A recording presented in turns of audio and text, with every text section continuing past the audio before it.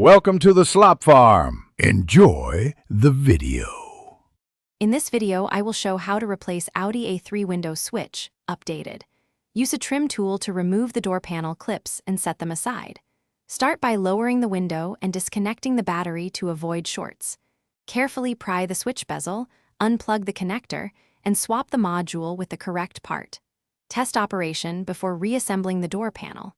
I'll share simple tips to avoid Begin with the door open and the battery disconnected for safety.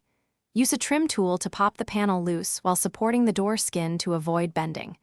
Remove any hidden screws near the armrest and handle to free the panel. Tilt the panel away, reach behind, and unclip the electrical connector from the window switch. Keep screws and clips organized so reassembly is quick and accurate. With the old switch removed, align the replacement exactly with the bezel and connector orientation.